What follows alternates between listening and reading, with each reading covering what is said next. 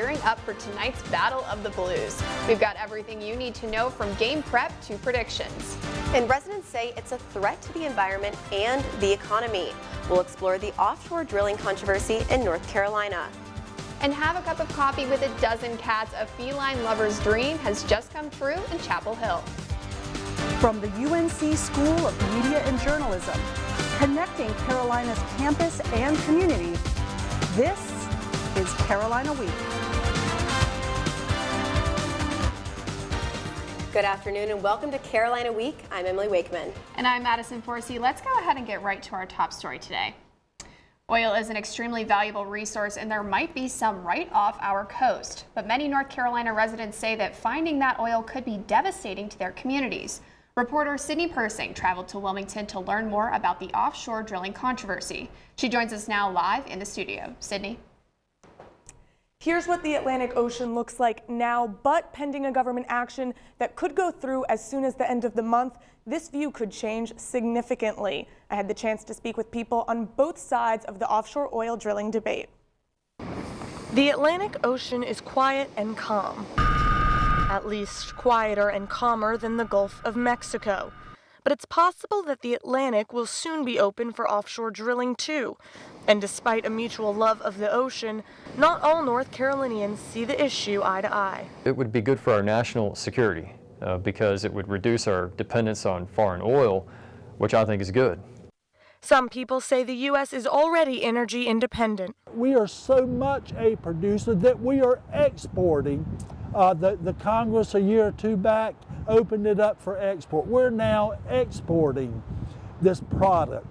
It's not just national security that intrigues Hardister and others in favor of drilling in the Atlantic. There's definite economic benefits. I've seen studies indicating that it would generate tens of millions of dollars in economic impact and revenue coming to the United States, plus a lot of jobs would be created in the process as well. One such study came from the American Petroleum Institute in November.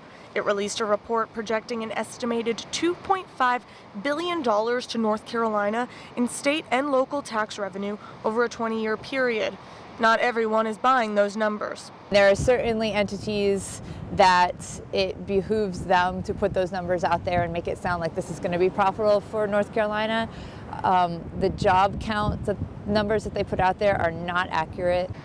Just a few weeks ago, President Trump approved permits for 5 companies to conduct seismic surveys in the Atlantic. The surveys use sound to detect oil and gas beneath the ocean floor. BOEM, the Bureau of Ocean Energy Management, has the final say about awarding the permits. The agency is expected to announce a final decision sometime after March 1st. In response, activist groups in coastal cities have sued the Trump administration, arguing the tests are dangerous to wildlife. There's been no real indication that there's been hazard to wildlife. However, one of the things that you really need is a baseline. And in the Gulf of Mexico, there was never a baseline that was acquired. And by baseline, I mean, how many fish, how many whales. With March 1st only weeks away, there's not much time left for a baseline test. Unless, of course, the companies get the permits, but choose not to run their tests immediately. I'm sure that if BOEM gives them the permit, that maybe not all 5, but I'm sure that 3+ will be out there running their seismic surveys probably within a year.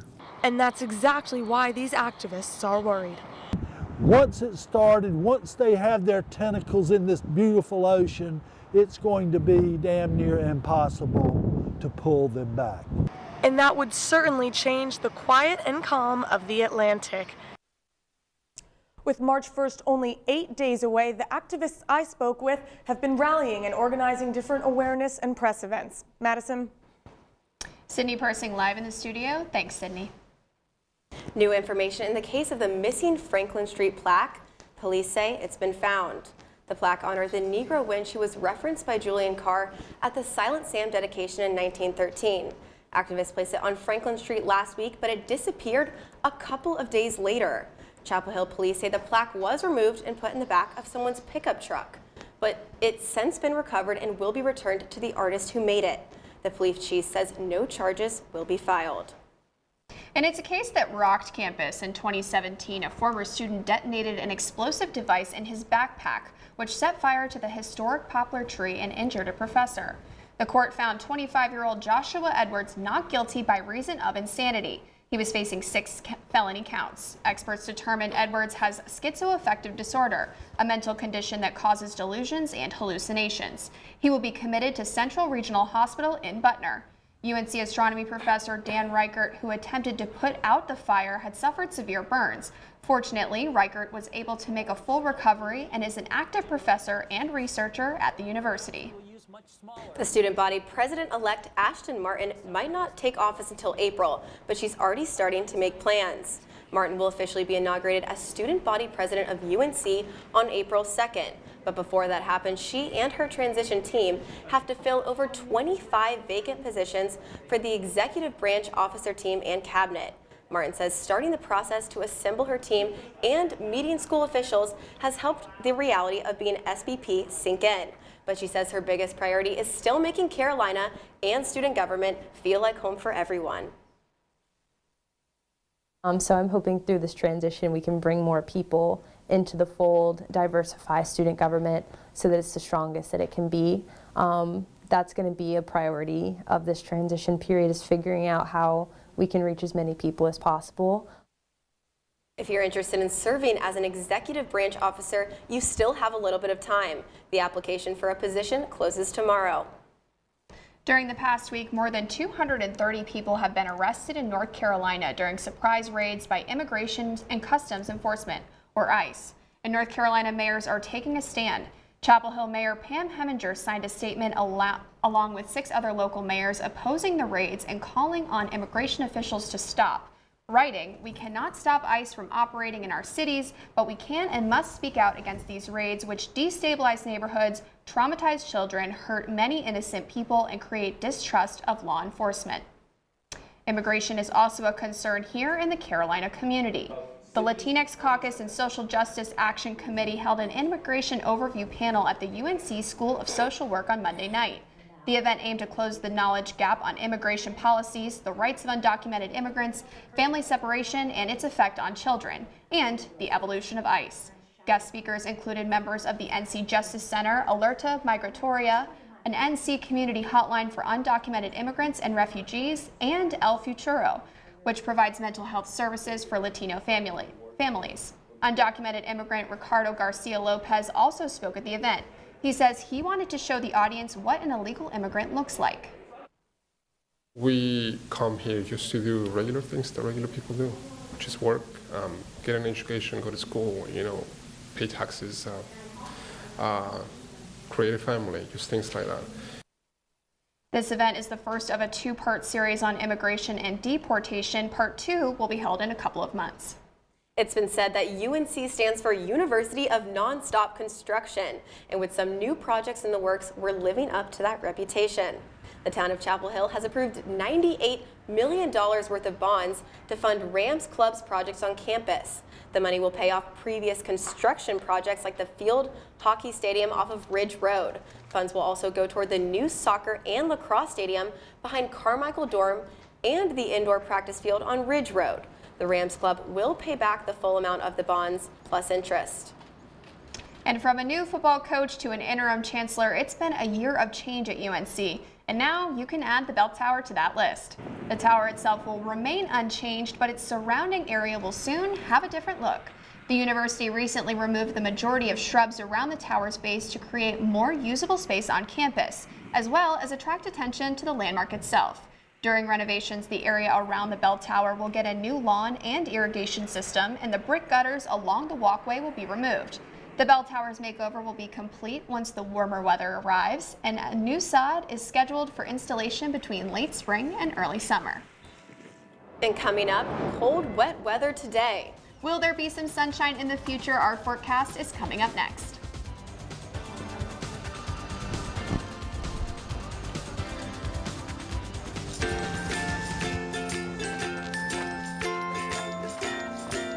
All right, crew, let's get started. Sure.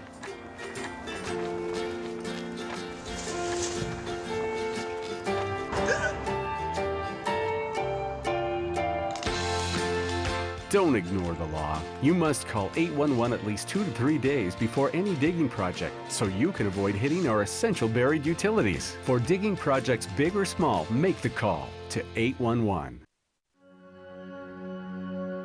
All across the country, people are coming together to speed up what we can learn about health. The All of Us Research Program is calling on 1 million people to join us as we try to change the future of health. For your family, for future generations, for all of us. Visit joinallofus.org and find out how you can become 1 in a million.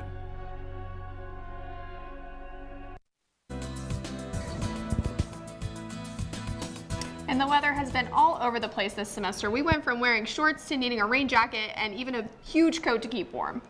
So what should we expect heading into the weekend and beyond? Let's go to Keaton Eberly with the forecast. What's up, guys? Right now I'm in front of the Student Union overlooking the pit area between the student store as well as Lenore Dining Hall. And as you can see, students will have to endure through a slight rain as they walk into classes today. After experiencing warm weather for a change last week, Mother Nature really decided to flip the script in terms of this week's weather, as we're just expecting rain, rain, and even more rain. Let's take a quick look over this next week's forecast. Although there is an 80% chance of rain and thunderstorms on Thursday, it will at least begin to warm up a little bit with a high of 60 degrees and a low of 45 degrees. However, this spike in temperature will only be temporary, as Friday's forecast is a high of 49 and a low of 38, with a 70% chance of, guess what, more rain. The weather for the rest of the weekend won't be looking to get any better, as it is going to continue to rain until Sunday morning. Now, if anyone is hoping to take a little hike to Franklin Street anytime soon, then I would recommend an umbrella. That's it for our weather team. Back to you guys. Thanks, Keaton. Every UNC Duke game brings the possibility of a Franklin Street rush with it. But how does the town of Chapel Hill feel about the possibility of thousands of students flooding the main street twice a year? Maybe less worried than you think. Sam Jardin reports. The tie between community and university. It's what makes Chapel Hill one of the most popular college towns in America. But one of UNC's most legendary traditions can literally shut the town down for hours and bring things grinding to a halt. Here at the intersection of Franklin and Columbia Streets, right now things seem pretty normal. But that could all change in just about 7 hours. If the UNC basketball team defeats their arch rivals, the Duke Blue Devils, tonight, tens of thousands of UNC students could flood this square you see behind me. During Franklin Street rushes, traffic is shut down completely, and police often barricade the main streets. Eleanor Landis works for the Chapel Hill Downtown Partnership. She says, believe it or not, the pros usually outweigh the cons. So there is certainly a recognition that it's a drain on some resources, but mostly it's just really positive for the town, and from a business perspective, downtown, it's fantastic for our downtown businesses. One of those businesses is the popular restaurant Sup Dogs. Owner Brett Oliverio says he's more excited about crowds of customers than any potential chaos from the rush. I mean, as a business owner, I love it. I mean, we're gonna have 170 people in here eating, drinking, all sort of cheering. It's gonna be a ton of energy in the building. I'm super excited. It's actually easier than like a real busy, let's say, football game. Chapel Hill police say they're prepared for the rush. They're more worried about the fires. And of course, bonfires is a big safety concern as well. We saw during the national championship game that a student jumped over one of the bonfires and actually fell back and fell into the fire and had burns on his face even. And his life is now forever changed because of that. Northam also says officers will be watching the game and rooting for their team in preparation for the rest of the night. There is that talk about, you know, it's an exciting time for us. Even during national championships, when we're sitting in the Emergency Operations Center, you know, a lot of the people who are working are cheering on the game, knowing that if there's a win by UNC, what is going to follow, what we've planned for. Of course, unlike the emergency workers, I, as a reporter, have a duty to be objective, unbiased, and neutral in my reporting. To do anything else would be simply unprofessional. In Chapel Hill, I'm Sam Jardin. So Some Carolina history for you all. Alumni from the 1970s say they only rushed Franklin Street after UNC beat NC State. The Carolina-Duke rivalry as we know it began in the 1980s when Coach K became the head coach of the Blue Devils. And speaking of rivalries, it's not just the UNC and Duke basketball teams battling it out tonight. The school's newspapers are also competing. The Daily Tar Heel and Duke Chronicle have teamed up for the rivalry game, making a joint special edition paper. The special edition is part of a fundraising competition between the two newspapers. Half of the paper is the Daily Tar Heel, the other half the Duke Chronicle. For donations of $25 or more, you can reserve a special edition paper. The Daily Tar Heel is in the lead as of this morning, but the Duke Chronicle is right on their heels. Daily Tar Heel sports reporter Chris Trinkle says the fundraiser has given new energy to the DTH staff. People wanted to donate money, and that's been huge. It's been just awesome to see. It makes me want to work harder, it makes my staff want to work harder, so that's been a big part of it. The fundraiser will close at tip-off at 9 o'clock tonight. Well, up next, we're bringing you a story about an athlete who fought back from an injury that sidelined her for a year and a half. Carolina Week Sports is right after the break.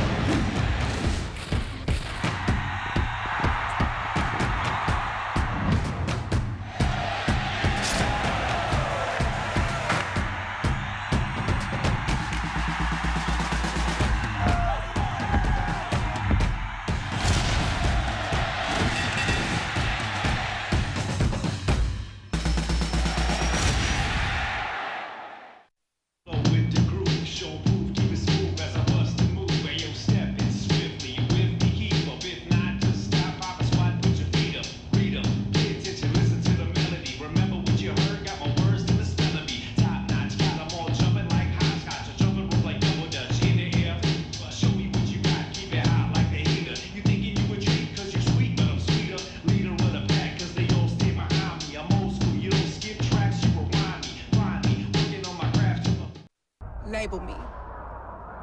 You know you want to. Don't be shy. You do it behind my back. So say it to my face. You don't know me. You know what I am? I'm a pitcher. I'm a striker. I'm a point guard. I'm a linebacker. I'm a setter. Shortstop. High jumper. Wrestler. Defender. Goalie. Student. Student athletes. That's who we are.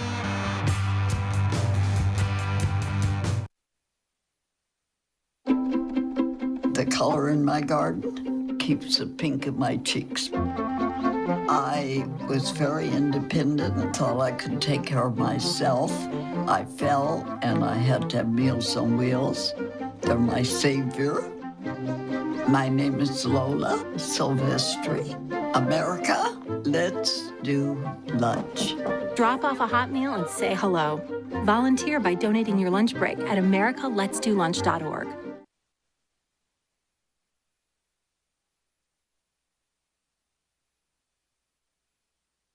What would I do if no one was on the other end to respond? What if there was no 911? So you can be a part of the solution. Anybody can be a firefighter. Male, female, younger, older. We have school teachers, we have leaders in business.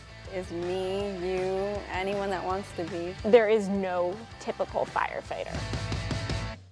See on page 4 that the projections need to be blood.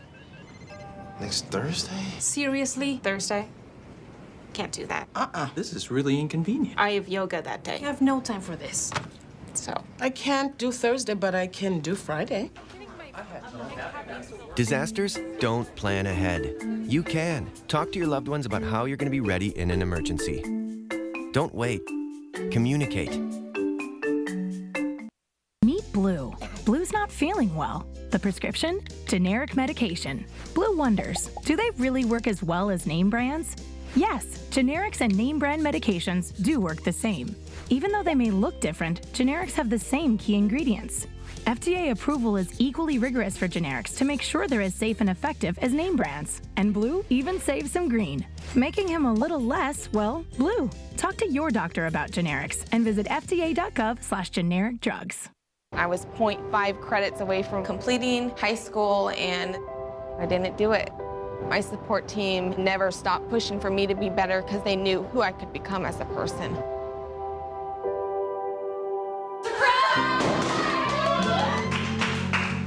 I've been given an opportunity, and I'm just thankful for it. Find free adult education classes near you at finishyourdiploma.org.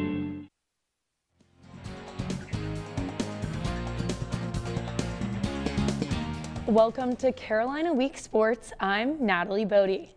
Carolina continued its dominance of in-state opponents on Tuesday after beating both UNCG and Appalachian State. In the team's first match on Tuesday, the Heels took on UNCG, and number 6 McKenna Jones won 2-2, while number 20 Cameron Mora won her match 6-0 and 6-1. The Spartans were no match for the Heels, and Carolina won that one 7-0. In the second match of the day against App State, Jessie Aney gets the first point of the evening in a doubles match with Alexa Graham. Graham keeps the ball rolling here, returning this one on a dime. UNC would continue to cook the Mountaineers all night long in doubles and singles, as the Neers just couldn't keep up with the number 2 ranked Tar Heels. Here's the last point of the match by Sophia Patel, finishing off a comeback win in the second set to seal the sweep for the Heels. Carolina will head north to face Boston College this Friday. Up next, the Diamond Heels took on North Carolina A&T Tuesday at the Bosch, looking to extend the longest current home winning streak to 22 games. With Remington the Retriever looking on in the chilly weather, the fans at Bosch-Memorial Stadium saw a pitcher's battle. UNC reliever Caden O'Brien stole the show for the Heels, pitching 3+ innings of shutout baseball. With UNC searching for any type of offensive spark, freshman Caleb Roberts got the party started with a leadoff single in the bottom of the 7th. Up stepped Ashton McGee, whose double with the bases loaded would drive in 2 runs to give the Heels the lead. UNC would hold on to win the game 2-1, and the Heels would stay perfect and move to 4-0 on the season. No athlete wants to suffer an injury, but those who do hope they'll be able to bounce back. Reporter Elena Pirtles sat down with one athlete whose comeback has paid big dividends for her team. Natalie, women's basketball player Stephanie Watts injured her knee in the 2017 season. I caught up with her to find out how she's back and better than ever. Tearing knee cartilage can be a career-ending injury, but not for Stephanie Watts. It was a really difficult thing to be out for a year and a half, but definitely sitting out helped me a lot more than it hurt me. It helped me to learn the game from a new perspective. Watching the game is way different than actually playing, so I think I learned so much about just defense and decision making. During her time off, Watts worked with her trainers 5 days a week to get off the bench and back onto the court. I definitely consider this a comeback for myself and the team. I think I'm on track to getting back to where I left off, but my team has just made the transition coming back so much easier, and it's just meant so much to me to be back out there playing with them. Head coach Sylvia Hatchell says no player could replace Watts while she was out. It's like a breath of fresh air to have Stephanie back, and I'm so happy for her because the kid's been through a lot. And the injury she had, I mean, there's players that never come back from that. And Stephanie, she hadn't missed a beat. Hatchell says Watts' injury made her the player she is today. You know, she's such a competitor. It's not just her scoring, how hard she's playing, her rebounding, her intensity, her rotations on defense. She's elevated her game in every level, and that's made her better, but it's also made our team much better. And I think her best is yet to come. Watts says she plans to make the most of her comeback. It's been amazing for me, to say the least. When you're playing, I think you kind of take the game for granted a little bit, but ever since I was out, you know, I don't take any game for granted. I just want to go out and give it my all because I know what it's like to not be able to play. With the Heels having their most successful season in 4 years, Watts is making her comeback at the perfect time. Watts has been averaging 15.2 points per game. She'll look to continue playing a big role for the Heels for the remainder of the season. Back to you, Natalie. Thanks, Elena. It's that time of year again, and tonight we get another edition of the greatest rivalry in college basketball. Tonight's matchup will mark the 18th time in the series that these two teams have met when Duke is ranked #1 in the AP poll. The most recent occurrence was in March of 2006 when the Tar Heels took the win by a 7-point margin in Durham. UNC has a 7-10 record when they've played a #1 ranked Duke team. However, Duke leads the series at Cameron Indoor 45-36. Per usual, tickets to this game are very coveted, with baseline prices at close to $2,500. Now that cost is nearly what people paid for entrance to the Super Bowl this year. And there are reports that one ticket actually sold for nearly $11 grand, but the crowd this matchup is set to attract might be even more exclusive than the tickets themselves, with even former President Barack Obama rumored to be at the game. Obama picked UNC to win the national title 3 of his 8 years in office and even scrimmaged with the Tar Heels in 2008.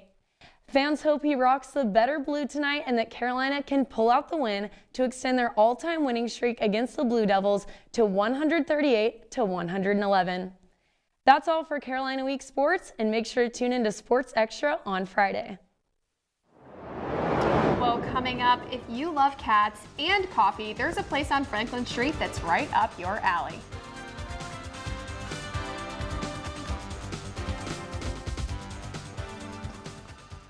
Meet Blue. Blue Wonders. Do they really work as well as name brands? Yes, generics and name brand medications do work the same. Even though they may look different, generics have the same key ingredients. FDA approval is equally rigorous for generics to make sure they're as safe and effective as name brands. And Blue even saves some green, making him a little less, well, blue. Talk to your doctor about generics and visit fda.gov/generic drugs. Open up your books to page 360. Did you just look at your phone while you was in class? You played yourself. Talking about inspirational quotes. You gotta believe in yourself. Don't ever play yourself. The key is to make it, so make it. Louise, can you give me an example of an inspirational quote? Don't play yourself. The key is to make it. And who said that? I did. Now that's a major key alert. Learn the real major keys to getting to college at GetSchool.com.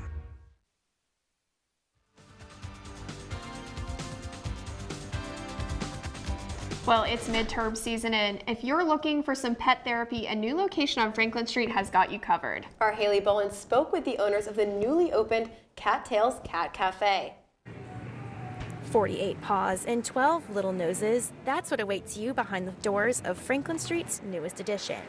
Cattails Cat Cafe opened to the public on Valentine's Day, and the people of Chapel Hill have been fanatics for these furry friends ever since. I always thought Chapel Hill would be a great fit with the college town, and people here seem to be really into animals and very pet friendly. Co-owners Katie Poitras and Eileen Spicer have been working to open the Triangle's first cat cafe since last July.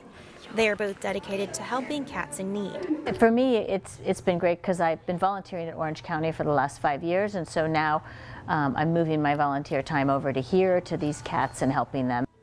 And the best part about this cafe is that each one of these cats is 100% adoptable. We've actually had 2 adoptions already, and it was awesome. It right then and there made the whole process worth it. And these cats are bringing smiles to the faces of everyone who walks through the door. Therapy is very expensive.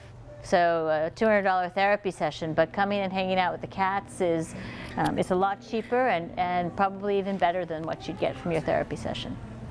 In Chapel Hill, Haley Boland, Carolina Week. Those cats are so adorable. I can't wait to go there. I know, me too. It's going to be awesome. But today you can really feel it around campus when it's Carolina Duke game day. For sure. And everyone's got an opinion on how the game will play out. Reporter Peyton Walker has some predictions for us. All right, Tar Heels. Today is the day. It is the game of all games, the rivalry of all rivalries. Who's bringing home the dub, Carolina or Duke? Let's go. UNC. Carolina. Carolina, no doubt. Carolina, obviously. Can't deny it. You can't deny it. UNC. As far as straight up, I think Duke's probably going to win. Fair. That's a fair prediction. UNC. UNC. Definitely Carolina. Solid. Unfortunately, Duke. Carolina, because MJ went here. Duh. I hate to say it, but I think Duke is going to win. All right, girl. Carolina or Duke? Carolina, obviously. I'm not a huge basketball fan, but from what I've seen from previous games, Carolina's pretty strong. Pulled through the end. gotta have that Tar Heel confidence.